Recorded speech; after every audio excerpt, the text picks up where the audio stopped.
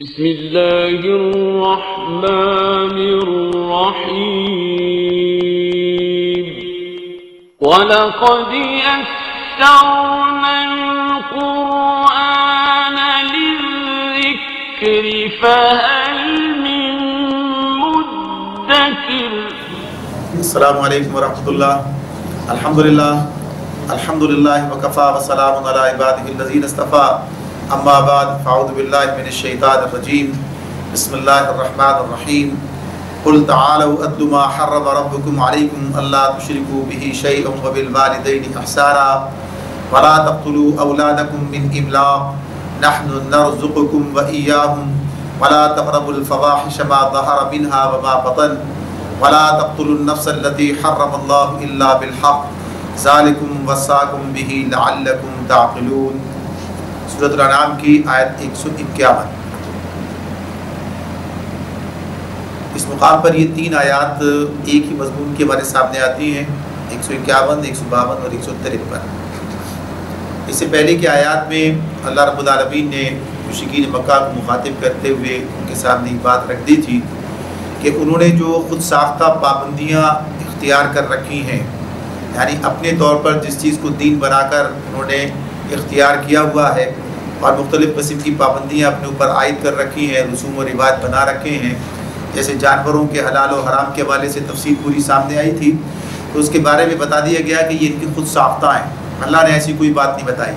اور پھر اس کے بعد یہ بتایا گیا کہ اللہ کی طرف سے جو چیزیں حرام کی گئی ہیں وہ اس نے واضح طور پر قرآن مجید نے بیان کی ہے، تو یہاں بھی ان چار چیزوں کا ذکر ہمارے سامنے کل آ چکا ہے۔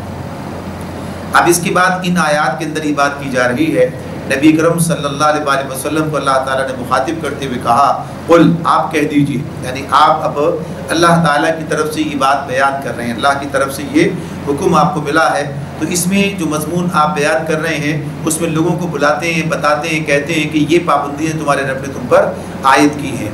تو اس میں 10 عنوانات جو ہیں وہ گویا ہمارے سامنے آتے ہیں ان تین آیات کے اندر، اور گویا ان تین آیات کے اندر دین کی تعلیمات کو ایک گویا اس انداز سے پیش کیا گیا ہے کہ ان کا ایک خلاصہ جو ہے وہ اس کے اندر ہمارے سامنے آ جاتا ہے کہ دین کیا چیزیں ہمارے سامنے رکھتا ہے۔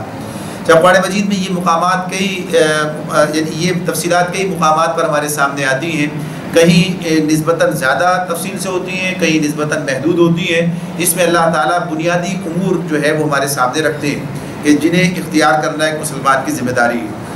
تو ان میں سے ایک مقام یہ بھی ہے، اور اس مقام کی اہمیت یہ بھی ہے کہ اس مقام پر اللہ تعالیٰ نے جن ہدایات کو ہمارے سامنے رکھا اور ان کے بعد پھر یہ بات کہی کہ یہ اللہ رب العالمین کی طرف سے جو صراط مستقیم تمہارے لیے متعین کی گئی ہے، گویا یہ اس کی تفصیل ہے جو تمہارے سامنے اس مقام پر بیان کی جا رہی ہے۔ تو یہ ھذا صراط ربک مستقیما، آیت 153 میں یہ بات وہاں پر سامنے آئے گی۔ تو اس بنیاد پر اس کے بارے میں، ان آیات کے بارے میں جو چیزیں ہمارے سامنے آتی ہیں، مثلا عبداللہ ابن عباس رضی اللہ تعالیٰ عنہ کا ایک قول اس میں سامنے آتا ہے، جس میں وہ کہتے ہیں کہ اس میں جو باتیں بیان کی گئی ہیں ان تین آیات میں، وہ تمام شریعتوں میں جو اس سے پہلے آتی رہی ہیں۔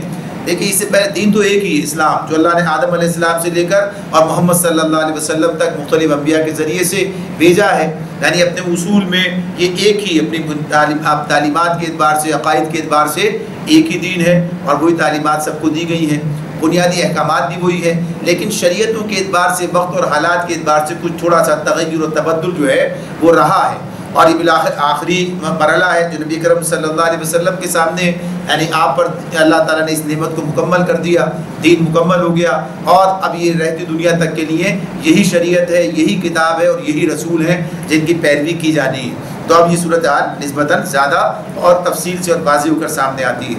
تو بعض چیزیں ایسی ہیں جو بہرحال ہر دور میں رہی، جیسے نماز کا معاملہ ہے، جیسے روزے کی بات ہے، قرآن مجید نے بتایا، پہلے بھی ہم نے انبیاء پر فرض کیا ہے، زکوٰۃ کا معاملہ ہے، تو بنیادی اصولی باتیں، تو اس میں جو چیزیں بیان کی گئی ہیں تو ان کے بارے میں کہا گیا کہ یہ تمام شریعتوں کے اندر ہر دور کے اندر موجود رہی ہیں، تو یہ اس کی اہمیت کی بات ہے۔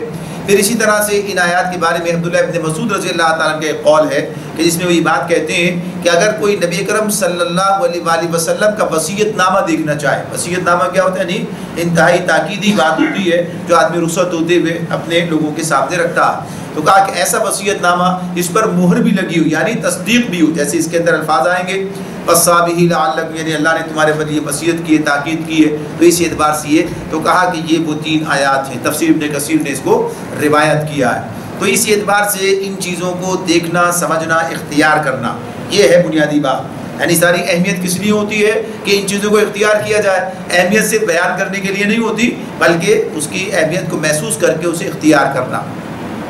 فرمایا ہے کہ آپ ان سے کہہ دیجئے کہ آؤ میں تمہیں سناؤں، قل، آپ ان سے کہیے، تعالوا، آج میری طرف آ جاؤ، اتلو ما حرم ربکم علیکم الا تشرکوا بہ شیئا، میں تمہیں سناؤں کہ تمہارے رب نے تم پر کیا پابندیاں عائد کی ہیں۔ تو پہلی بات یہ کہ اس کے ساتھ کسی کو شریک نہ کرو۔ یہ جو بات ہے تعالو کی جو بات ہے، تعالو آؤ، یعنی بلانا، یہ بلانے کی بات یہ ہے کہ ایک گویا اس کے اندر جو مفہوم آتا ہے کہ بلندی پر کھڑے ہو کر کوئی شخص بلاتا ہے، یعنی جیسے کسی مقام بلند پر آپ کسی کو دعوت دیتے ہیں۔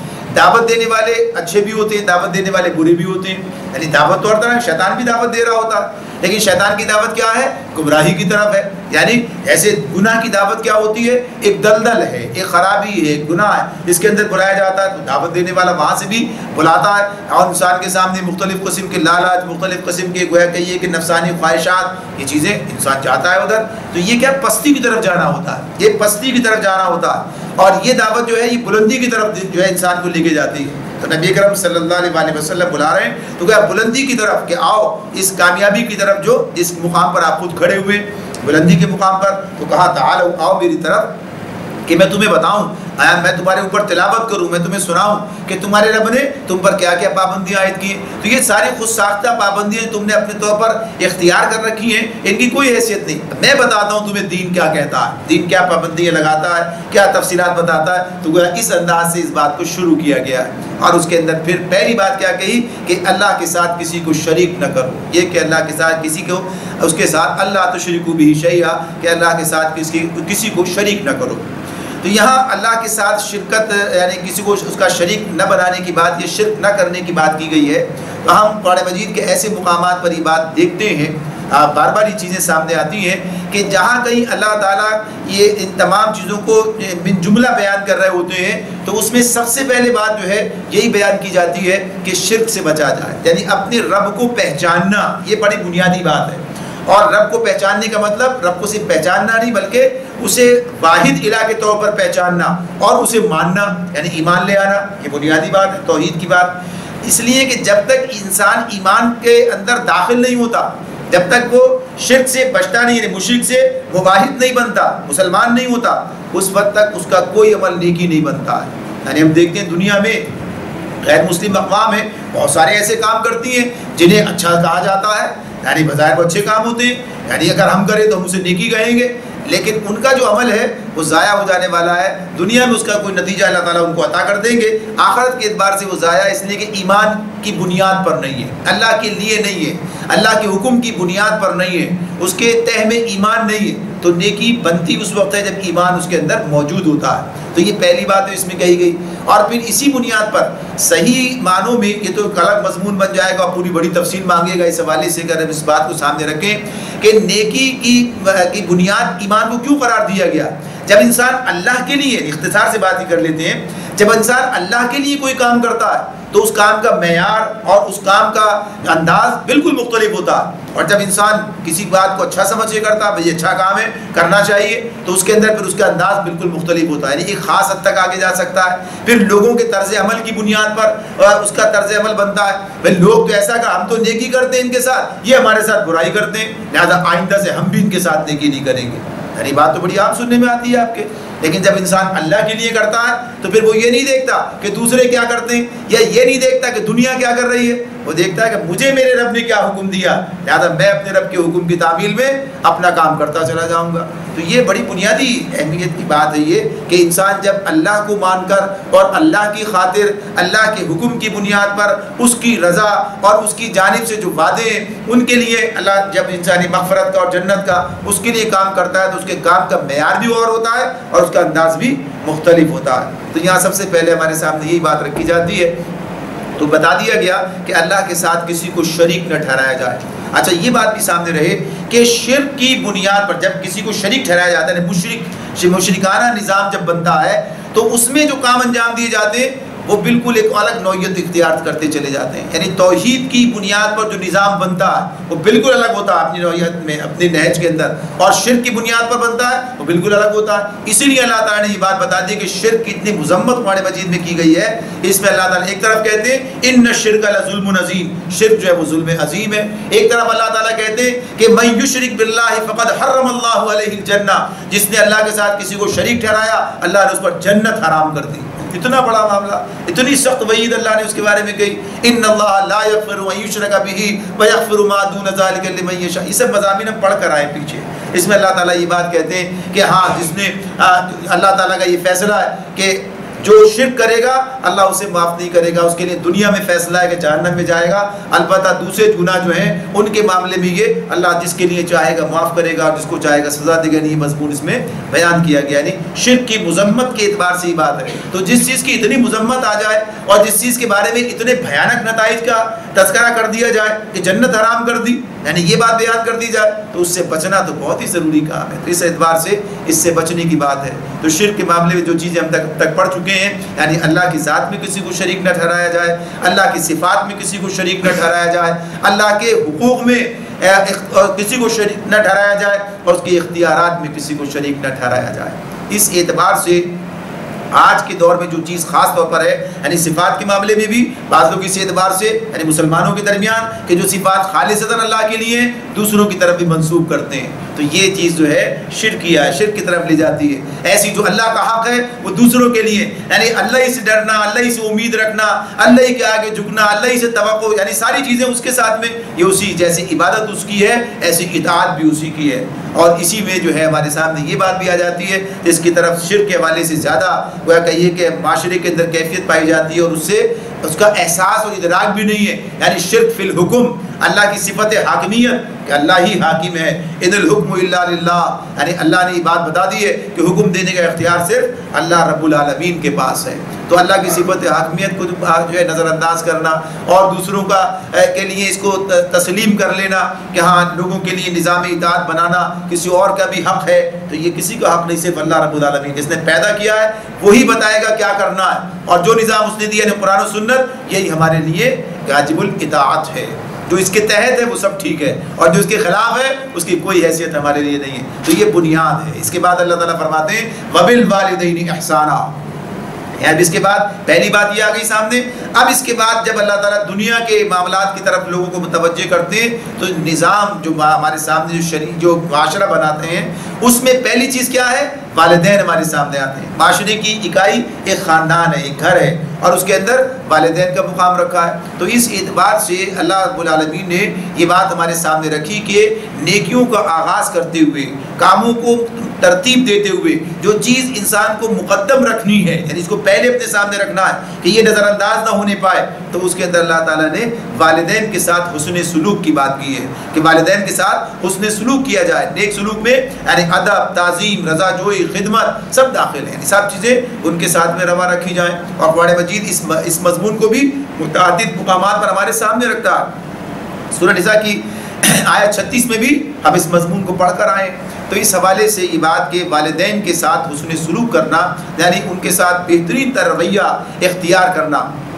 احسان ایک تو یہ ہوتا ہے کسی کو اس کے حق سے زیادہ دیا جائے, اور دوسرا معاملہ یہ بھی ہوتا ہے کہ اس کے کسی کام کو انتہائی عمدہ طریقے سے کیا جائے. تو یہاں یہ انہی معنوں میں, حق سے زیادہ تو کر بھی نہیں سکتے.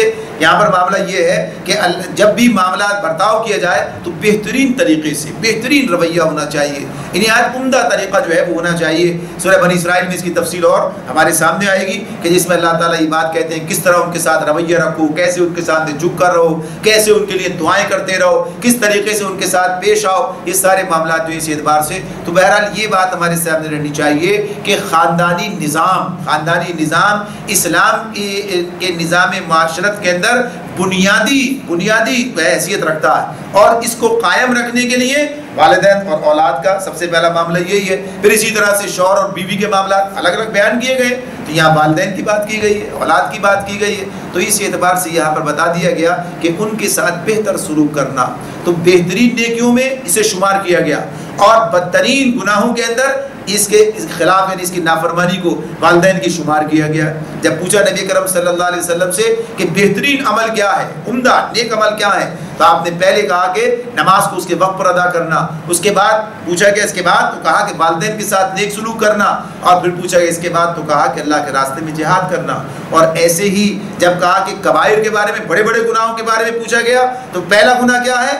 اللہ کے ساتھ کسی کو شریک ٹھہرانا، شرک کرنا سب سے بڑا گناہ، اس کے بعد والدین کے ساتھ کی نافرمانی کرنا، اور پھر تفصیلات مزید بتائیں۔ تو اس اعتبار سے یہ چیز ہمارے سامنے رہنی چاہیے کہ یہ ہماری بنیادی ذمہ داریوں میں سے ایک معاشرہ جو اسلامی احکامات پر تشکیل پائے گا اس میں یہ کام درجہ اولیٰ میں کیا جائے گا، یہ بدرجہ اولیٰ اولین معاملات میں۔ وبالوالدین احسانا، اس کے بعد فرمایا وَلَا تَقْتُلُوا أَوْلَادَكُمْ مِنْ إِمْلَاقٍ، اور اپنی اولاد کو مفلسی کے ڈر سے قتل نہ کرو۔ وَلَا تَقْتُلُوا أَوْلَادَكُمْ مِنْ إِمْلَاقٍ۔ اب یہاں پر جو بات اللہ نے کہی ہے اپنی اولاد کو مفلسی کے ڈر سے قتل نہ کرو، اس کا مطلب یہ نہیں ہے کہ اس کے علاوہ کوئی اور وجہ ہو تو قتل کر سکتے ہو، یہ بات نہیں ہے۔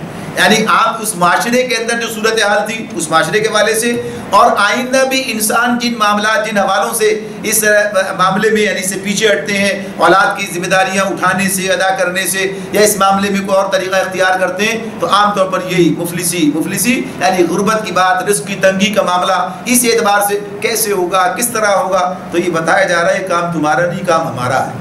نحن نرزقکم وإیاہم، تمہیں بھی رزق ہم ہی دیتے ہیں اور ان کو بھی ہم ہی دیں گے، تم پالنے والے نہیں ہو، تمہارا کام نہیں ہے پالنا، پالنے والا تو اللہ رب العالمین ہے، جو سب کا پالن ہار ہے، یعنی رب العالمین ہے، سب کی پرورش کرنے والا، سب کو پالنے والا، تو وہ ہے اصل، یہ تو ایمان ہے ہمارا۔ تو اس اعتبار سے تمہارے اندر یہ تصور پیدا بھی نہ ہونے پائے، تو اس میں اس بات کو بتا دیا اس وقت، اس دور کے اندر یعنی جب یہ آیات نازل ہو رہی تھی تو وہاں یہ اولاد کو قتل کر دینے کا یعنی اتنی سفاکی اور ایسی خرابی جو ہے اس معاشرے کے اندر موجود تھی، اور اس میں جو چیزیں اس کی وجوہات تھیں ان میں بڑی وجہ یہ تھی، اور بھی وجوہات ان کے پاس تھیں جس کے لیے وہ کرتے تھے، بیٹیوں کو عام طور پر قتل کرتے تھے، بیٹیوں کا معاملہ کہ داماد کی ذلت نہ گوارا کر، یعنی اس کو اپنی عزت سمجھتے تھے، شاید کون سا ان کا رجحان تھا، کون سا مزاج تھا۔ دوسری طرف یہ بات بھی تھی کہ کمانے کے لائق نہیں ہے، حفاظت کے لائق نہیں ہے، لہٰذا ان کی حفاظت کرنا، اور یہ سارے مسائل اور معاملات۔ تو بہرحال اس میں اللہ نے بنیادی چیز کو ہمارے سامنے رکھا ہے، اور جب اللہ نے رکھا ہے تو یہی بنیادی ہوگی، یعنی اس کے اندر ہی ساری چیزیں موجود ہوں گی۔ تو یہ بات بتا دی کہ یہ نہ کیا جائے، اللہ نے اس کو بالکل قطعی منع کر دیا، حرام ہے یہ، اور پھر فرما دیا کہ تمہیں بھی رزق ہم دیتے ہیں اور ان کو بھی ہم ہی دیں گے، اس معاملے میں تمہیں کوئی فکر مندی نہیں ہونی چاہیے، بس اپنی ذمہ داری ادا کرو۔ آج اللہ رب العالمین نے جو نظام آج بھی ہمارے سامنے ہے اس وقت سے لے کر اور آج تک یعنی رزق کی تنگی اس اعتبار سے کبھی بھی پیدا نہیں ہوئی ہے۔ ایک زمانہ تھا آبادی بہت کم تھی، اور ایک زمانہ ہے کہ آبادی آج جتنی ہے آپ کے سامنے اربوں کے اندر سب آبادی ہے، یعنی ہم اپنی زندگی کے اندر ہی یعنی ہمارا جو دور اتنا ہے اس میں ہم نے وہ دور دیکھا جب ہمارے سامنے بات آتی تھی کہ آبادی کو دنیا کی 3 ارب ہے، اب ہمارے سامنے بات آتی ہے آبادی دنیا کی 5 ارب ہے، یعنی اتنا بچپن سے لے کر اور اب اس عمر تک آتے آتے اتنی بڑی تبدیلی آ چکی ہے۔ تو غرض یہ کہ یہ تو بہرحال اتنی بڑی تعداد میں انسانوں کا دنیا میں موجود ہونا، لیکن رزق کی فراہمی میں کوئی دشواری نہیں ہے، کوئی تنگی، کوئی کمی نہیں ہے، تو یہ چیزیں اللہ تعالیٰ کی طرف سے متعین کر دی گئی ہیں۔ اگر کوئی ہمیں تنگی محسوس ہوتی ہے تو وہ اس بنیاد پہ نہیں کہ اللہ نے کر دیا ایسا، بلکہ لوگوں نے وہ نظام زندگی جو اللہ نے دیا تھا یعنی رزق کی تقسیم کا جو نظام دیا اس کو ہم نے بگاڑ کر اس کو ختم کر دیا، اپنی مرضی کا اختیار کر لیا، سرمایہ دار نظام ہے، کہیں کوئی اور نظام ہے، اس کی بنیاد پر یہ جو رزق کی کہیے کہ جو اللہ کی طرف سے تقسیم کا عمل تھا یہ ختم کر کے اور اب اس کے ارتکاز یعنی کسی ایک جگہ پر مرکوز ہو جانا، مرتکز ہونا، تو دنیا کی دولت بہت کم لوگوں کے پاس ہے، یعنی بہت سارے لوگ جو ہیں انہوں نے اس دولت کو اپنے قبضے میں لے رکھا ہے۔ اگر یہ تقسیم اس اسلام کی بنیادوں پر ہو، تعلیمات کی بنیاد پر ہو تو یہ مسائل ختم ہو جائیں گے۔ تو اس اعتبار سے کہا پھر یہی ایک بات اور بھی ہمارے سامنے رہنی چاہیے، جسے مفتی محمد شفیع رحمۃ اللہ علیہ نے معارف القرآن میں نقل کیا اور یہ بات ہمارے سامنے رکھی کہ یہ تقتلوا اولادکم کی جو بات ہے اس کا ایک پہلو یہ بھی ہو سکتا ہے، یعنی یہ بات ہماری متوجہ کرنے کے لیے بتا دی گئی کہ اولاد کو دین کے علم سے محروم رکھا جائے، دینی تربیت سے اسے محروم رکھا جائے، اس لیے کہ اللہ رب العالمین اہل ایمان ہی کو زندگی سے تعبیر کرتے ہیں، یعنی ایمان کو زندگی سے تعبیر کرتے ہیں، اور اس کے برخلاف جو ہے وہ موت کی بات بتاتے ہیں۔ تو جیسے اسی انہیں آیات کے اندر پیچھے ہم پڑھ کر آئے ہیں، أَوَمَنْ كَانَ مَيْتًا فَأَحْيَيْنَاهُ، یعنی ایک جو شخص پہلے مردہ تھا پھر ہم نے اسے زندگی بخشی، اس سے مراد کیا ہے؟ پہلے دین نہیں تھا، پھر اللہ نے اسے دین کا علم عطا، ایمان عطا کر دیا. تو ایمان گویا زندگی کی علامت ہے. تو اس سے ان کے اندر ایمان پیدا کرنا اور دین کا علم انہیں دینا گویا زندگی سے ہمکنار کرنا ہے، اور اس سے انہیں محروم کر دینا گویا ان کی زندگی کو یعنی زندگی کا مقصد ہی فوت ہو جاتا ہے، اور پھر ان کی زندگی کا کوئی معنی نہیں رہتے، اور پھر گویا کہ یہ کہ موت سے ہی تعبیر کیا جائے اسے. تو یہ بھی کہا گویا کہ یہ ذمہ داری بھی والدین کی ہے کہ اپنی اولاد کی دینی یعنی صحیح تربیت، اور اصل تربیت ہی نام ہی اسی چیز کا ہے. یعنی اس اعتبار سے جو اخلاقیات اسلام ہمارے سامنے رکھتا ہے اسی کا نام دین ہے. دین دنیا کو اللہ کے احکامات کے مطابق برتنا سکھانا، اسی کا نام دین ہے. تو یہ تربیت دی جائے، تو اس اعتبار سے بھی یہ بات ہمارے سامنے. اس کے بعد چوتھی بات یہ ہمارے سامنے آ جاتی ہے وَلَا تَقْرَبُوا الْفَوَاحِشَ مَا ظَهَرَ مِنْهَا وَمَا بَطَنَ، اور بے شرمی کی باتوں کے قریب بھی نہ جاؤ، خواہ وہ کھلی ہوں یا چھپی. یہ تین باتوں کے بعد چوتھی بات کیا آ گئی ہمارے سامنے کہ بے شرمی کی، یعنی اس میں لفظ استعمال ہوا ہے فواحش، فحش کی جمع ہے یہ فواحش. تو اس میں اس کا یہ فواحش کا جو لفظ ہے عربی زبان میں اس کا اطلاق ان تمام افعال پر ہوتا ہے جن کی برائی بالکل واضح ہو. ایک تو برائی چھپی ہوئی ہے، سمجھ میں نہیں آ رہی، بالکل واضح ان کی برائی ہے ہو. تو قرآن میں زنا کے لیے، عمل قوم لوط کے لیے برہنا یعنی برہنگی جو ہے، اس کا جھوٹی تہمت، باپ کی منقوہ سے نکاح کرنا، ان سب کو فحش افعال میں شمار کیا گیا. ویسے عام طور پر ہم کیا کہتے ہیں، فحاشی کو بے حیائی سے تعبیر کرتے ہیں، یعنی اور بے حیائی یہ اسی کا نام ہے. بے حیائی جو ہے، بے حیائی صرف یعنی ایک تو ہوتا ہے کہ اس اعتبار سے صرف فواحش کے اندر یعنی فاحشہ جسے کہا جاتا ہے، فحش جسے کہا جاتا ہے، ہمارے یعنی اردو میں محدود کر لیتے ہیں، صرف اسی پر اس کا اطلاق نہیں ہوتا بے حیائی کا. یعنی حیا کا اطلاق تو ہر معاملے میں ہوتا ہے. یعنی حیا جو ہے، اللہ نبی صلی اللہ علیہ وسلم نے اس طرح سے کہا کہ اس کے اندر حیا نہیں، پھر وہ جو چاہے کرے. یعنی حیا ختم ہو جاتی ہے تو پھر آدمی ہر گناہ کرنے کے لیے گویا کہیے کہ بالکل بے باک ہو جاتا ہے. بے باکی جسے کہتے ہیں اس کے مقابلے میں آتا ہے. تو حیا جو ہے، تو حیا کے بعد ہے اس کے مقابلے میں کہ انسان کے اندر حیا ہو. تو حیا جب اس کے اندر ہوگی تو وہ اس معاملے میں بھی حیا کرے گا، یعنی بے حیائی سے بچے گا، اور دیگر معاملات کے اندر بھی بہرحال حیا کرے. جیسے ہم کوئی بھی آدمی ایسا کام کرتا ہے، برا کام کرتا ہے، کہتے ہیں کہ اب بے حیا نہیں رہی تمہارے اندر. یعنی کسی بڑے کے ساتھ اگر بدسلوکی کرے تب بھی یہ بات اس میں بھی کہہ رہے ہوتے ہیں. تو غرض یہ کہ بنیادی طور پر تمام وہ چیزیں کہ جن کا اطلاق فواحش پر ہوتا ہے، اس طرح سے جن کی برائی واضح، اور یہ بدرجہ عدم یعنی جسے ہم فحاشی سے تعبیر کرتے ہیں. آج کے دور میں فحاشی کتنی پھیلی ہے. آج آپ دیکھیں فحاشی کا معاملہ کس حد تک آگے بڑھ گیا ہے اور کس حد تک اسے گوارا کیا جا رہا ہے. تو یہاں پر اللہ تعالیٰ کہتے ہیں، یہ نہیں کہا کہ فحاشی میں مبتلا نہ ہو جاؤ، یہ نہیں کہا، بلکہ کیا کہا وَلَا تَقْرَبُوا، اور اس کے قریب بھی مت جانا. قریب نہ جانے سے منع کیا ہے، قریب جانے سے منع کیا کہ قریب بھی نہ جانا. یعنی اس سے یہ بات کہی ہے، اور نہ کہ اس میں ملوث ہو جانا. ملوث تو بعد میں ہوگا، جب قریب جائے گا، جب اس کے پاس جائے گا تو ملوث ہوگا. یہاں اللہ تعالیٰ ملوث ہونے سے یعنی اس کی خرابی اتنی ہمارے سامنے رکھتے ہیں کہ اس کے قریب بھی نہ جانا کہ کہیں اس کے اندر ملوث نہ ہو جاؤ. تو اسی لیے یہ بات ہوتی ہے کہ اس کو اس طور پر بھی اپنے سامنے رکھنا چاہیے کہ ایک تو بے حیائی یعنی فحاشی کے کام ہے، دوسرے اس کے مقدمات ہیں. مقدمات سے مراد کیا ہے، یعنی جو اس کی طرف لے جانے والے اعمال ہیں، جو لے جانے والے اس کی طرف احکام ہیں، ان سے بھی بچنا، ان سے بھی بچنا. تو اس کے لیے تمام چیزوں کا پتہ ہونا چاہیے، یعنی چیزیں سامنے ہونی چاہیے کون سی چیزیں ہیں. اب جیسے اگر اسی کو ہم اسی اعتبار سے دیکھیں، فحاشی بے حیائی کا اسی پر اطلاق کریں، یعنی زنا، اس سے متعلقات، اور یہ برہنگی اور بے حیائی اس سے کریں، تو اس میں جتنی چیزیں ہمیں بتا رکھی ہیں یعنی ان کا اختصار سے عنوانات کے تحت بات کرتے چلے جائیں تو دیکھیے اللہ رب العالمین نے کتنی اس کے لیے ہمارے سامنے پابندیاں رکھی ہیں. یعنی سب سے پہلے کیا کام کر دیا کہ مرد اور عورت کے لیے الگ الگ دائرے مقرر کر دیے. یعنی مردوں کا دائرہ الگ ہے، عورتوں کا دائرہ الگ ہے، ان کے کام الگ ہیں، ان کے معاملات الگ ہیں. پھر محرم نامحرم یعنی خاندان ہے، گھر کے اندر عورتیں بھی ہیں مرد بھی ہیں یا ایک خاندان میں، تو اب یہ محرم ہے، یہ نامحرم ہے. محرم کے لیے صاحب اتنی گنجائش ہے، اتنا اس کا دائرہ ہے، اور نامحرم کے لیے یہ پابندیاں ہیں. یعنی حجاب کا معاملہ اس کے اندر آ جاتا ہے. یعنی اس میں محرم کے لیے صرف سطر کے معاملات آتے ہیں، نامحرم کے لیے حجاب کا معاملہ بھی سطر کے ساتھ میں آ جاتا ہے. پھر اسی طرح سے یہ بات سامنے آتی ہے کہ اللہ رب العالمین نے پابندی لگا دی کہ مرد اور عورتوں کا اختلاط نہیں ہونا چاہیے. اختلاط سے مراد کیا ہے، کسی ایک جگہ پر ان کا ایسا اجتماع جس کے اندر وہ باہم مل جائے. یعنی جیسے آپ دیکھیے آج تعلیم گاہوں میں کیا ہے، تعلیم مخلوط نظام ہے. لڑکے بھی لڑکیاں بھی سب مل کے پڑھتے ہیں، ایک کلاس میں لڑکے بھی ہیں لڑکیاں بھی ہیں، پڑھ رہے ہیں، استاد مخاطب کر رہا ہے یا کر رہی ہے تو لڑکا بھی ہے لڑکی بھی ہے، سب ہے، اور ہر قسم کی بات یعنی اختلاط ہے، یہ اختلاط مرد و زن ہے، بالکل ابتدائی میں ہی یعنی بچپن میں ہی جو ہے انہیں اس راستے پر ڈال دیا جاتا ہے، تقاریب میں ان کے اندر اختلاط مرد و زن ہو رہا ہے، یعنی کام کے معاملات ہیں، یعنی ایک تو پہلی بات تو یہ پابندی لگائی ہے کہ عورت کی ذمہ داری معاش کی نہیں ہے، معاش کی ذمہ داری مرد کی ہے، اسی لیے اسے قوام بنایا۔ ہاں جہاں ایسے حالات پیدا ہو جائیں جہاں کوئی موجود نہ رہے، مشکل حالات ہوں تو عورت کی لیے بھی اس کو دی اجازت کہ ہاں ٹھیک ہے کوئی کام اپنی رزق کی فراہمی کے لیے کچھ کر سکتی، لیکن ذمہ داری اس کی نہیں ہے، اس لیے اسے عام طور پر مسلمانوں کے معاشرے میں عورتیں کام نہیں کرتی ہیں، مجبوری کی بات کے معاملات الگ ہوتے ہیں، بالکل چند ایک کے لیے ہو سکتے ہیں۔ تو اس اعتبار سے یا جہاں پر عورتوں ہی کی ضرورت ہو، جیسے عورتوں کو تعلیم دینے کے لیے عورتیں چاہیے، عورتوں کو طبی خدمات کے لیے عورتیں چاہیے، یعنی ان کی میڈیکل سہولتیں ساری جو ہیں اس معاملے میں وہ سب چیزیں اپنی جگہ پر ہیں، لیکن اس میں بھی اختلاط نہیں ہے۔ یہاں کیا ہے، چلے جائیے کسی بھی دفتر میں اختلاط ہی اختلاط نظر آئے گا آپ کو، اسی مقام پر مرد بیٹھے ہیں، اسی مقام پر عورتیں بیٹھی ہیں، سارا دن یہ معاملات ہیں، ہر چیز میں یہ نظر آئے گا۔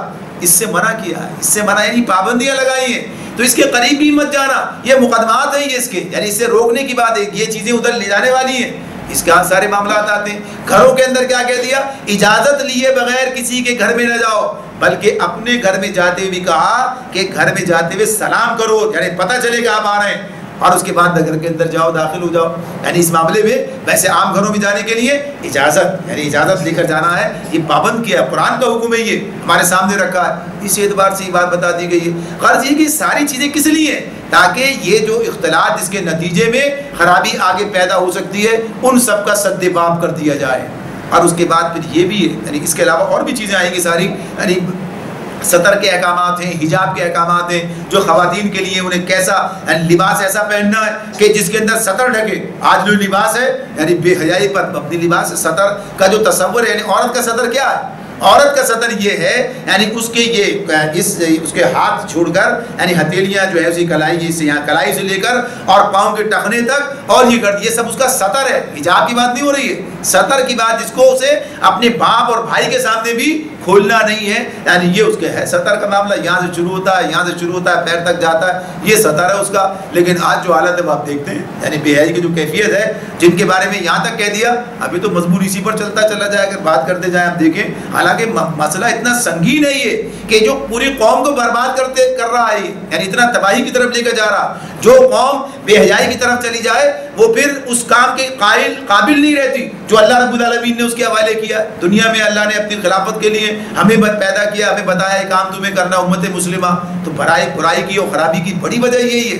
اور آج پوری قوم یعنی باطل جو ہے، غیر مسلم اقوام ساری اس کام پر لگی ہے کہ انہوں نے مسلمانوں کے اندر بے حیائی کو فروغ دینے کے لیے انتہائی کوششیں، ہر چیز ارزاں یعنی جو بے حیائی کے لیے سامان ہے وہ انتہائی ارزاں ہے، ہر جگہ اویلیبل ہے، ہر طرح سے آسانی کے ساتھ دستیاب ہے۔ حالانکہ روٹی مہنگی ہوتی ہے اور بے حیائی کے سارے معاملات جو ہیں وہ آسان ہوتے چلے جاتے ہیں، آپ کے سامنے ساری چیزیں ہر آدمی کے ہاتھ میں پہنچ گئے، ہر آدمی کے دسترس کے اندر آ گئے، اور چیزوں کی دستیابی بھی جو ہے وہ کیا کرتی ہے، خرابی پیدا کرتی ہے۔ یہاں جو یہ کام کیا ہے نا، قریب بھی مت جانا، اور یہ سارے کام کر دی تو کیا ہے، دستیابی نہیں ہے، یعنی بگڑنے کے امکانات ہی کم سے کم ہو گئے، دستیابی نہیں ہے، گناہ کا موقع ہی نہیں ہے۔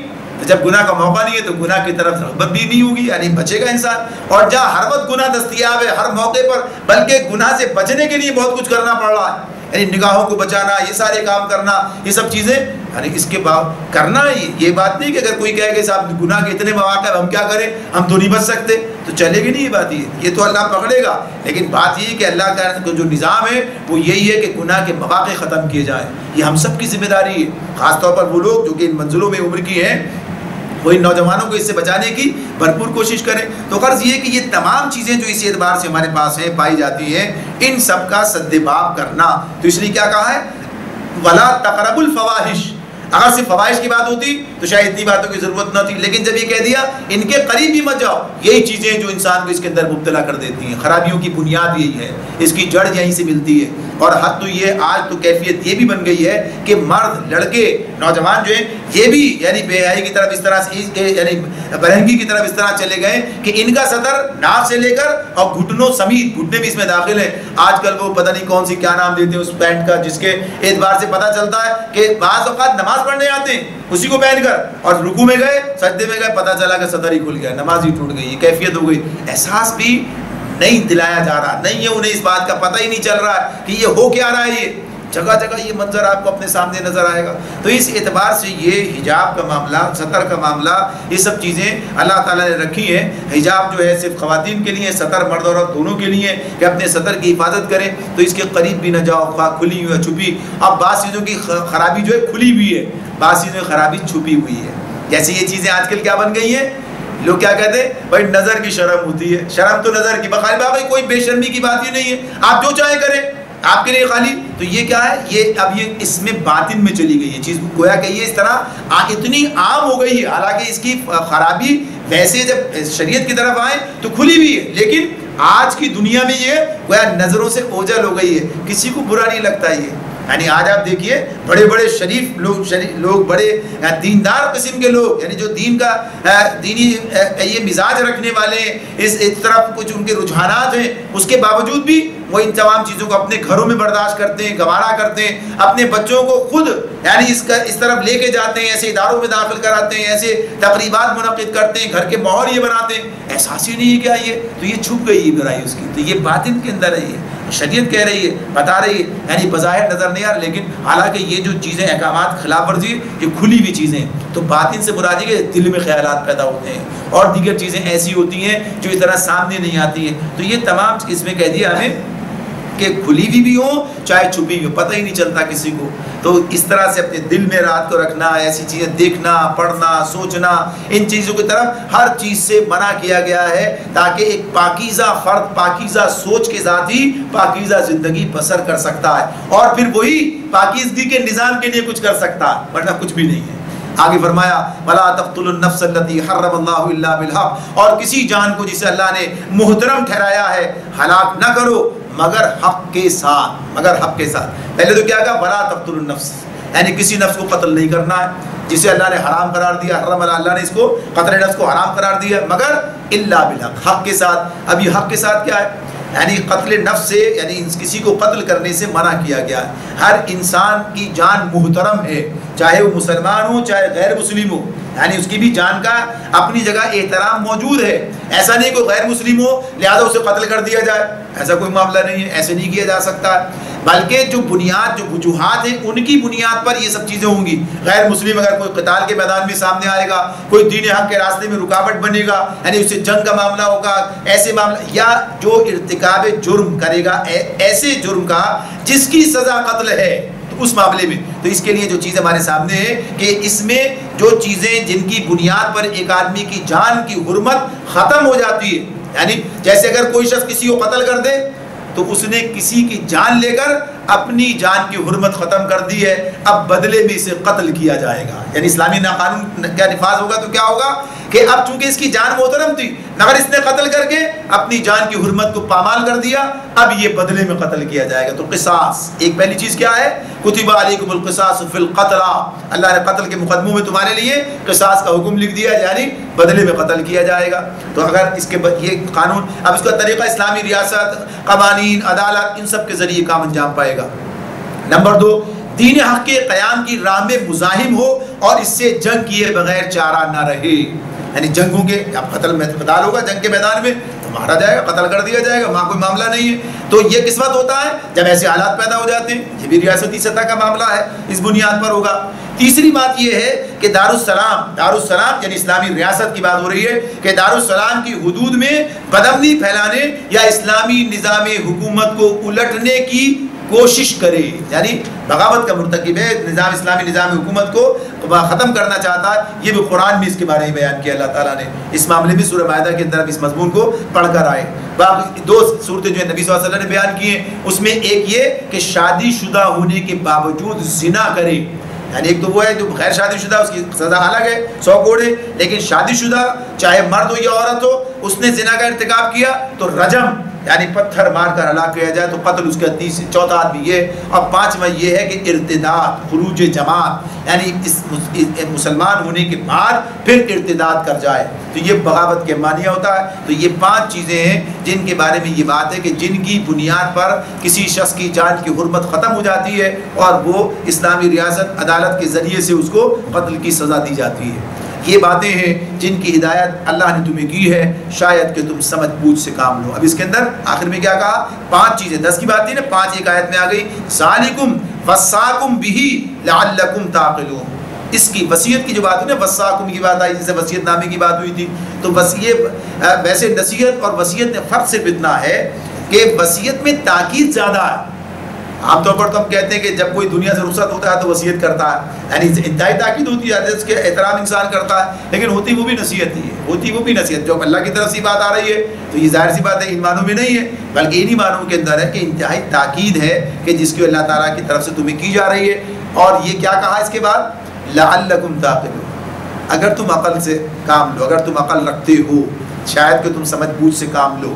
تو اب اس کے اندر جو بات ہے کہ جتنی باتیں بیان کی گئی ہیں، اگر انسان عقل سے کام لے تو پتہ چلے گا اس میں سب میں اس کا ہی فائدہ ہے، یعنی یہ ہر عقل مند آدمی اس کو تسلیم کرے گا ان باتوں کو، اگر اس پر غور کرے گا۔ آگے فرمایا، اگلی بات شروع ہوتی ہے، وَلَا تَقْرَبُوا مَالَ الْيَتِيمِ إِلَّا بِالَّتِي هِيَ أَحْسَنُ حَتَّى يَبْلُغَ أَشُدَّهُ، اور یہ کہ مال یتیم کے قریب نہ جاؤ مگر ایسے طریقے سے جو بہترین ہو، یہاں تک کہ وہ اپنے سن رشد کو پہنچ جائے، سن رشد کو یبلغ اشدہ۔ اب یہ مال یتیم کے بارے میں سورہ نساء میں بڑی تفصیل پڑھی تھی ہم نے، مال یتیم کی اہمیت کتنی ہے، یعنی یتیم کی مال کی اہمیت کیوں ہے، یتیم کسے کہتے ہیں؟ پہلی بات تو یہ، پھر دوہرا لیتے ہیں، یتیم وہ شخص ہے، وہ بچہ ہے جس کے والد کا انتقال ہو جائے اور وہ ابھی بلوغت کو نہ پہنچا ہو، یعنی بلوغت کو نہ پہنچا، یعنی سن رشد کی بات یہاں پر کی ہے، اس سے مراد کیا ہے؟ بلوغت کی بات ہے کہ بلوغت جب بالغ ہو گیا تو یتیمی ختم ہو جائے گی، یعنی معاملہ اس کا ہوگا۔ لیکن اس معاملے میں جو بات یہاں پر آتی ہے سامنے کہ وَلَا تَقْرَبُوا مَالَ الْيَتِيمِ، مال یتیم میں قریب بھی مت جاؤ، قریب بھی مت جاؤ کا مطلب کیا ہے؟ اس کو ہاتھ نہیں لگانا ہے، اس کے قریب، ایسا مطلب نہیں ہے۔ مطلب یہ ہے کہ غلط طریقے سے اس کے قریب مت جاؤ، اسے قبضہ کرنے کی کوشش نہ کرو، یعنی اس کو اپنے طور پر قبضے میں لانے یا اس کے مال پر قبضہ کرنے یا اسے نقصان پہنچانے کی کوئی کوشش مت کرو۔ وہ اپنے مال کی حفاظت نہیں کر سکتا، بچہ ہے، چھوٹا ہے، اس کے پاس وہ صلاحیت نہیں ہے، وہ طاقت نہیں ہے، تو اللہ اس کی طرف سے محافظ ہے، وہ تمہیں حکم دیتا اور کل وہ تم سے پوچھے گا اگر تم نے ایسا کام کیا۔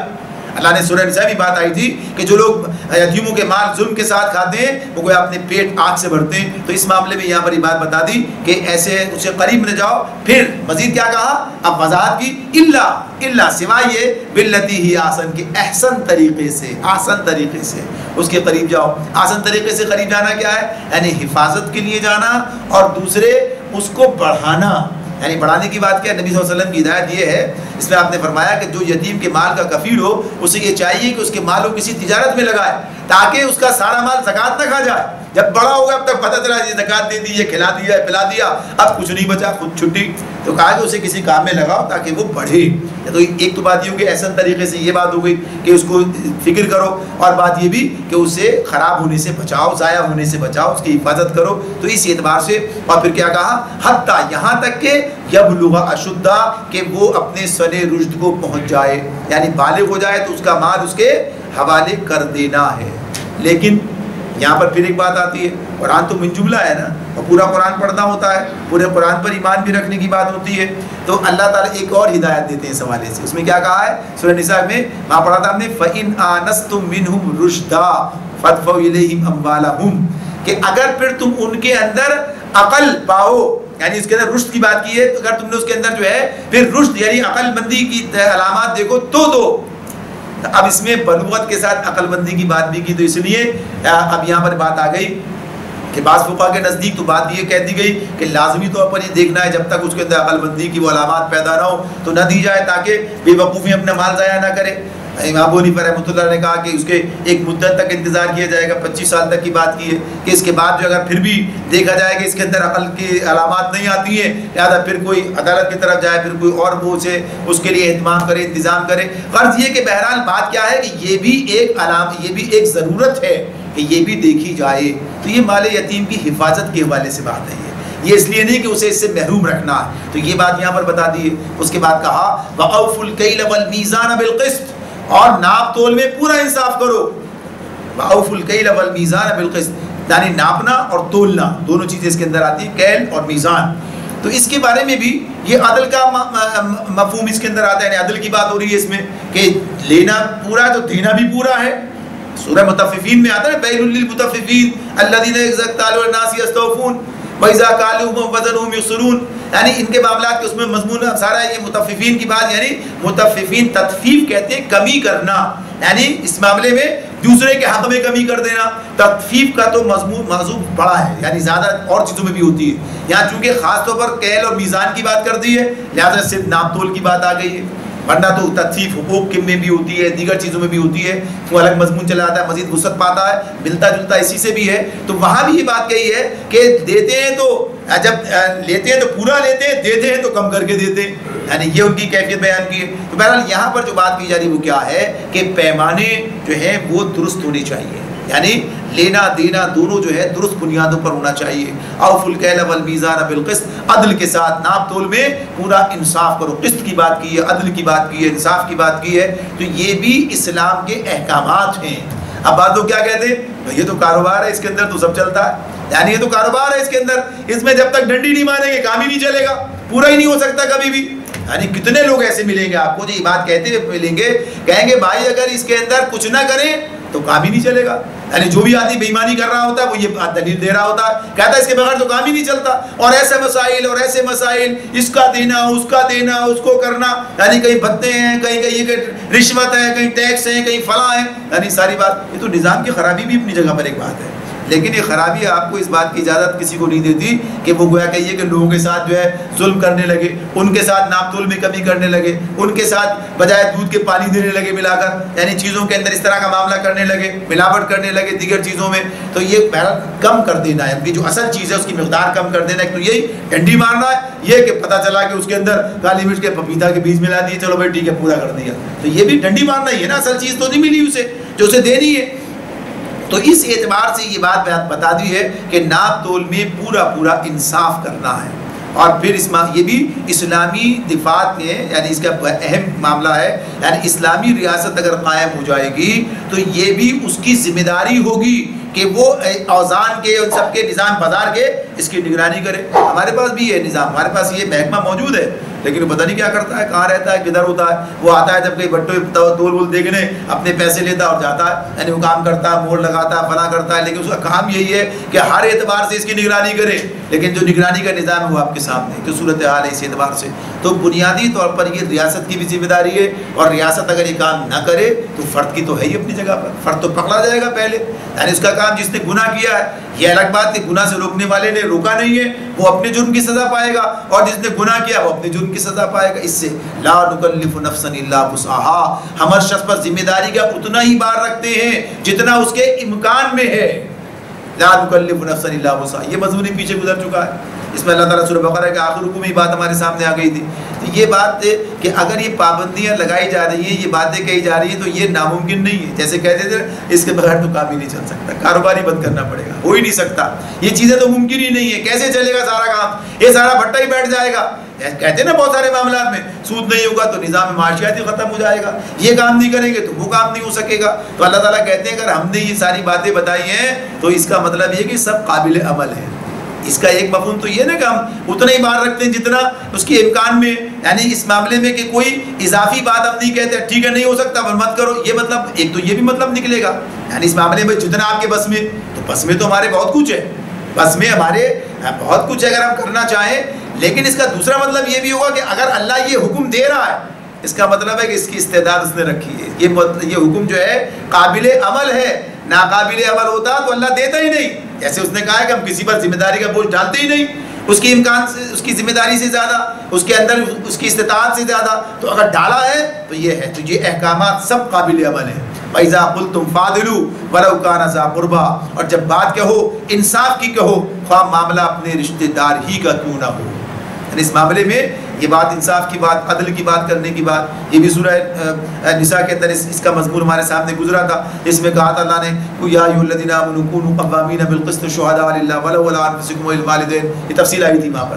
تو بہرحال یہ گواہی کی بات بھی ہے، یعنی اس کے اندر کہ انصاف کی بات کرنا، یعنی گواہی دینا یا انصاف کے جب دو آدمیوں کا معاملہ ہو تو انصاف کے ساتھ جس کا جو معاملہ ہو، تو اس نے کہا خواہ معاملہ ولو کان ذا قربا، رشتہ دار ہوئی گا کیوں نہ ہو، بات سچی کہنی ہے، خدا لگتی کہنی ہے، جو حق کے مطابق ہے وہ کہنی ہے، ایسا بھی نہیں ہو پاتا ہے. ایسا بھی منہ دیکھی کی باتیں ہوتی ہیں اور اپنے معاملات کو دیکھا جاتا ہے، اپنے مفادات کو دیکھا جاتا ہے، کون قریب ہے کون دور ہے یہ دیکھا جاتا ہے. یار اس کو اس کے خلاف تو بات جا ہی نہیں سکتے، مسئلہ ہے اس کے لیے تو یہ سب نہیں چلے گا.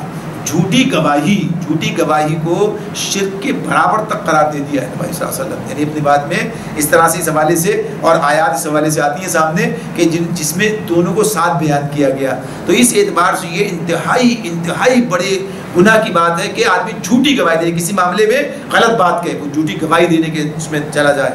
تو یہ کہا کہ جب بات کہو انصاف کی کہو، خواہ معاملہ اپنی رشتہ داری کا کیوں نہ ہو. یہ 8واں حکم تھا. اور نبی بات آئی اور اللہ کے عہد کو پورا کرو، وَبِعَهْدِ اللَّهِ أَوْفُوا وَبِعَهْدِ اللَّهِ أَوْفُوا، اور اللہ کے عہد کو پورا کرو. یہ بات اللہ تعالیٰ نے بتا دی. تو یہ نبی بات ہے. اس میں عہد کا معاملہ کیا ہے؟ عہد، اللہ کے عہد سے مراد وہ یعنی جو انسان رب سے اللہ تعالیٰ سے کرتا ہے. اللہ سے عہد کون سا کرتا ہے انسان؟ یعنی وہ عہد جو اب سورہ اعراف میں ہمارے سامنے آئے گا. ایک عہد کی بات عہد الست ہے. اللہ نے بالکل دنیا میں بھیجنے سے پہلے، یعنی زندگی میں آدم علیہ السلام کو بھیجنے سے پہلے ہی ان کی ذریت کو ان کی پشت سے نکالا اور کہا کہ الست بربکم، کیا میں تمہارا رب نہیں ہوں؟ سب نے کہا کہ ہاں بے شک آپ ہمارے رب ہیں. تو یعنی ایک عہد کہ اللہ کو رب ماننا. ایک تو وہ جو ہمارے شعور میں نہیں ہے، لیکن ہم اپنی بات کرتے ہیں خالصتاً. ہم نے کلمہ پڑھ کر اللہ سے ایک عہد کیا ہے. کیا کہا؟ لا الہ الا اللہ محمد الرسول اللہ. یعنی کیا ہے یہ ایک کمٹمنٹ ہے، یہ ایک اعلان ہے، یہ ایک اقرار نامہ ہے. کس بات کا؟ کہ اللہ کے سوا ہم کسی کو معبود تسلیم نہیں کرتے. کوئی معبود نہیں سوائے اللہ کے. یعنی ہم کہتے ہیں ہمارا اللہ کس سے کہہ رہے ہیں؟ بھائی یہ دنیا سے بھی کہہ رہے ہیں اور اللہ سے بھی کہہ رہے ہیں. دنیا سے کیا کہہ رہے ہیں؟ کوئی معبود نہیں ہے. اللہ سے کہتے ہیں سوائے تیرے، اللہ کے تیرے سوا کوئی نہیں ہے. اللہ کے ساتھ ہی معاملہ، اور پھر دوسروں کو الہ بنا لیں، پھر شرک کے اندر پڑ جائیں، پھر دوسروں کو مقام دینے لگیں. وہی ساری بات جو آپ کے سامنے شرک کے حوالے سے ہوئی تھی وہی مقام دے کر اسی طرح سے معاملات کریں. محمد صلی اللہ علیہ وسلم کو اللہ کا رسول تسلیم کریں لیکن آپ کی شریعت کی پابندی نہ کریں، اس کی اطاعت کرنے کے لیے تیار نہ ہو، تو بات نہیں بنے گی. تو اس معاملے میں یہ اللہ کے ساتھ جو عہد ہے، اسی میں بہت سے وعدے وہ بھی ہوتی ہیں جو انسان اللہ سے کر لیتا ہے. کوئی نظر مان لیتا ہے اللہ کے نام کی، نظر اللہ کے نام کی ہوتی ہے، کسی اور کے نہیں. کسی نیک کسی کام کے لیے آدمی اللہ سے کوئی روزہ رکھنے کی وعدہ کر لیتا ہے، کوئی اور نیک کام کرنے کی دعا اللہ سے وعدہ کر لیتا ہے، یعنی کچھ صدقہ کرنے کا کر لیتا ہے. یہ نظر بھی اسی کے اندر آتی ہے کہ اللہ سے جو وعدہ کیا اس میں. اور پھر اللہ کا نام لے کر جو بندوں سے وعدے کیے جاتے ہیں ان کے معاملات بھی اللہ کے عہد کے اندر ہی آ جاتے ہیں. ویسے تو اللہ تعالیٰ کیا کہتے ہیں؟ ان العہد کان مسئولا، ہر عہد کے بارے میں بات پرس ہوگی.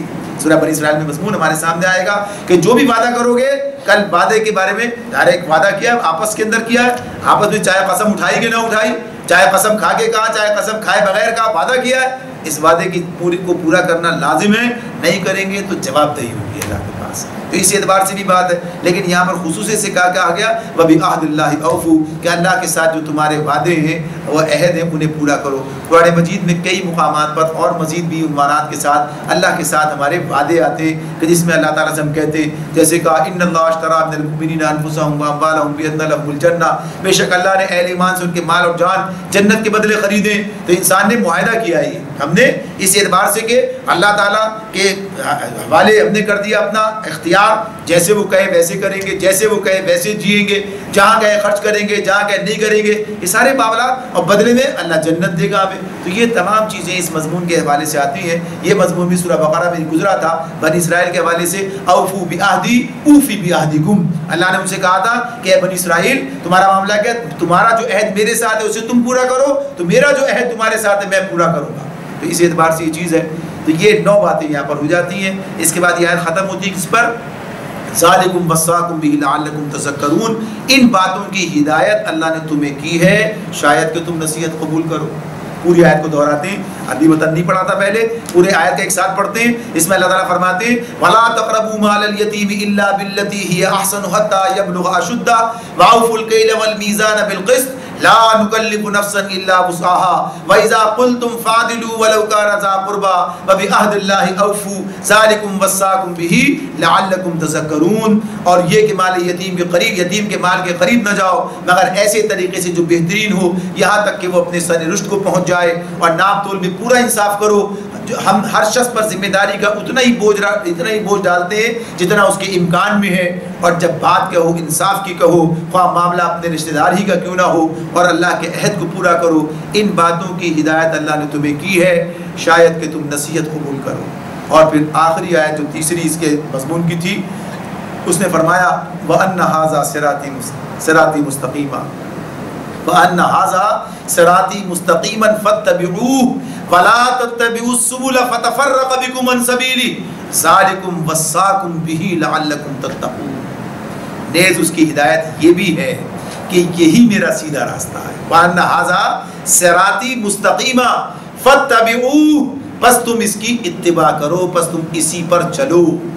یہ تصویبات ہے، یعنی صراط مستقیم پر چلنا. اب اس کے معاملے میں یہ بات ہے کہ حاضہ صراطی مستقیمہ، حاضہ سے کیا مراد؟ حاضہ یہ سے مراد کیا ہے؟ یہ بھی کہا کہ پورا قرآن یہ سب کا سب پورا قرآن صراط مستقیم ہے. یعنی ایک بات تو یہی ہو گئی کہ صراط مستقیم یہ سورہ فاتحہ شروع کرتے اہدنا الصراط المستقیم، پورا قرآن سامنے آ جاتا ہے. ذالک الکتاب لا ریب فیہ ھدی للمتقین. صراط کیا بات مانگی تھی نا، اہدنا الصراط المستقیم، خدا ہدایت مانگی تھی، ھدی للمتقین کہہ کہ پورا قرآن سامنے رکھا. ان مقامات پر اللہ تعالیٰ خصوصیت سے بتاتے ہیں دیکھو یہ صراط مستقیم ہے، یہ کام بھی، یعنی اس کے اندر یہ بات بھی، تو یہ بھی کہا پورا قرآن، یا یہ کہا سورۃ الانعام جس میں در بات آ رہی ہے. اور یہ تو اپنی جگہ پر باتیں ہیں ساری کی ساری جو ہمارے سامنے آئیں. یہ سارے جو گفتگو ہے کہاں ہے؟ یہ آغاز کس سے ہوا تھا؟ قل تعالوا اتلوا ما حرم ربکم علیکم الا تشرکوا به شیئا. اس سے شروع ہوا تھا نا کہ اے نبی آپ کہہ دیجئے، نبی صلی اللہ علیہ وسلم سے آپ کہہ دیجئے آؤ میں تمہیں بتاتا ہوں کیا پابندیاں عائد کی ہیں، کیا احکامات. تو اس سے یہ شروع ہوا تھا اور یہاں تک آ رہا ہے. لہذا یہ خصوصیت سے یہ باتیں. تو اب کوئی صراط مستقیم کا تلاش کرنے والا ہے. اچھا صراط مستقیم کی ایک بات اور آخر میں اس صورت کے آخر میں بھی آ رہی ہے، یعنی ہر مقام پر جو بات آ رہی ہے وہ سب مربوط ہے، ایک دوسرے کے ساتھ ہیں. یعنی یہ بھی تو قرآن کے اندر ہی نہیں آیا اس اعتبار سے، اور گویا کہ یہ عنوانات کے تحت یہاں پر رکھ دیا.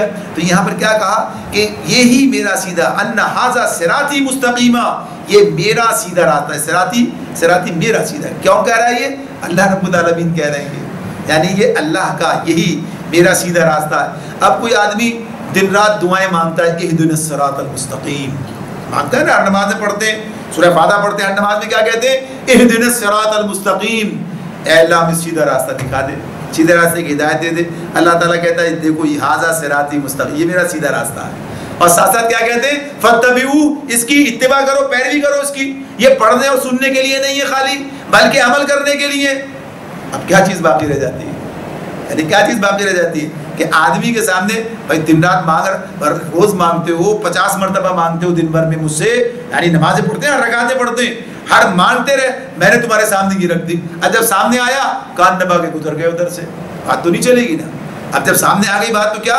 اب ان چیزوں کو دوبارہ دیکھنا کیا 10 باتیں خالی، یہاں تو اتنی باتیں آ رہی ہیں. ہمیں شرک نہیں کرنا ہے، شرک نہیں کرنا ہے، والدین کا حق بالکل ادا کرنا ہے، اولاد کے ساتھ ٹھیک معاملات کرنے، اس کی ذمہ داری پوری طرح سے ادا کرنی ہے، رزق کے معاملے میں اعتماد رکھنا ہے اللہ رب العالمین پر. یعنی یہ بات جو ہے بے شرمی کی باتوں میں قریب بھی نہیں جانا ہے، بے شرمی مبتلا ہونا دور کی بات ہے، قریب بھی نہیں جانا ہے. یہ سارے معاملات کرنے، اگر کسی کا مال ہمارے قبضے میں، مال یتیم خاص طور پر، اس کے ساتھ بہتر معاملہ کرنا ہے.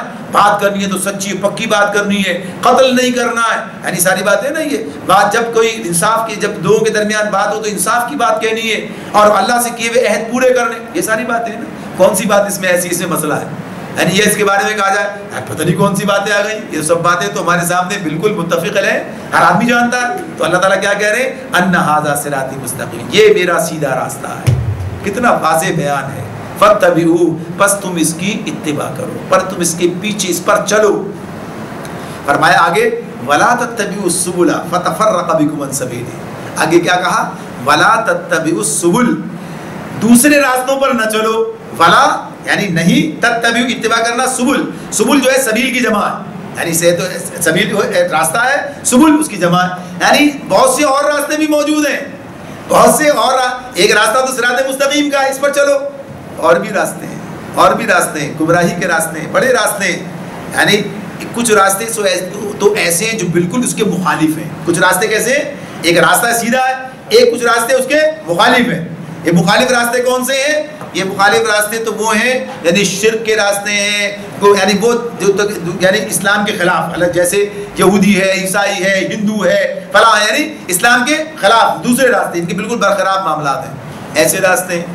کچھ راستے ایسے بھی ہیں کہ جو یہ سیدھا راستہ ہے نا, سیدھا صراط مستقیم کا مطلب ہوتا ہے بالکل سیدھا, یعنی اس کے اندر کوئی ٹیڑھ نہیں ہے, ایک نقطے سے دوسرے نقطے تک سب سے, یعنی جو جیومیٹری کی تعریف ہے کیا کہتے ہیں مستقیم کی, ایک نقطے سے دوسرے نقطے تک سب سے مختصر راستہ خط مستقیم کیا ہے. خط مستقیم کی تعریف یہ آپ نے جیومیٹری میں پڑھتے ہیں نا, اس میں خط مستقیم تو صراط راستہ ہے, وہ صراط مستقیم, یعنی ایک سرے رب اور بندے کے درمیان ہے یہ سب سے مختصر.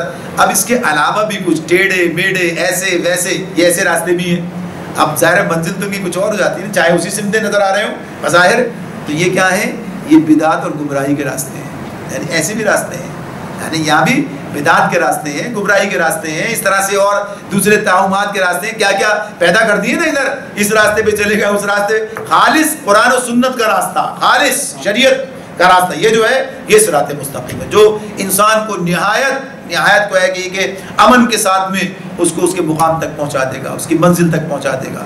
وَأَنَّ هَذَا صِرَاطِي مُسْتَقِيمًا فَاتَّبِعُوهُ کے ساتھ کیا کہا, یہ میرا سیدھا راستہ, اس کی پیروی کرو. وَلَا تَتَّبِعُوا السُّبُلَ فَتَفَرَّقَ بِكُمْ عَنْ سَبِيلِهِ, اور دوسرے راستوں پر نہ چلو کہ وہ اس کے راستے یعنی صراط مستقیم سے ہٹا کر تمہیں پراگندہ کر دیں گے, پراگندہ کر دیں گے, یعنی تمہیں بھٹکا دیں گے, تم ادھر ادھر نکل جاؤ گے, اصل منزل کھو جائے گی. لہذا قرآن و سنت پر بڑے مضبوطی کے ساتھ جمنا اور چلنا, اس کی دعوت دی جا رہی ہے.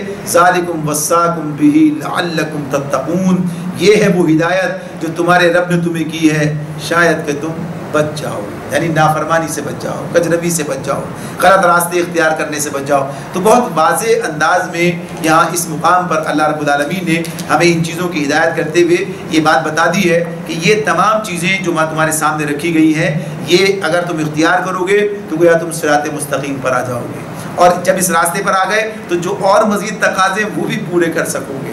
یعنی جو اس راستے پر آ جائے, جو ان 10 چیزوں کی بھی پابندی کرے گا تو یقین اور چیزوں کی پابندی بھی جو اور قرآن کے ذریعے سے ہمارے سامنے آتی جائیں گی کرتا چلا جائے گا. تو ان عنوانات کو اپنی زندگی میں جاری و ساری کرنا, یہ ہے اس کا اصل پیغام. لیکن اگر ہم اسے صرف سن کر رہ جائیں تو بات پوری نہیں ہوتی ہے. پہلی بات تو یہ کہ ارادہ اور عزم یہ ہے کہ انشاءاللہ اس پر عمل درآمد کیا جائے اور اس راستے پر چلا جائے, اور پھر مزید اس صورت کے آخر میں صراط مستقیم کے حوالے سے اس کی مزید یعنی بات یہ ہے, لیکن اس پر عمل پیرا ہونے کی اسپرٹ جو ہوتی ہے, اس طرح کام کرنے کا جو اس کا جذبہ ہوتا ہے, اس کا جو اس کی روح ہوتی, اس کی بات اس کے اندر مزید آگے جمع ہو جائے گی. اللہ تعالیٰ ہمیں سمجھنے اور عمل کرنے کی توفیق عطا فرمائے. وآخر دعوانا ان الحمد للہ رب العالمین.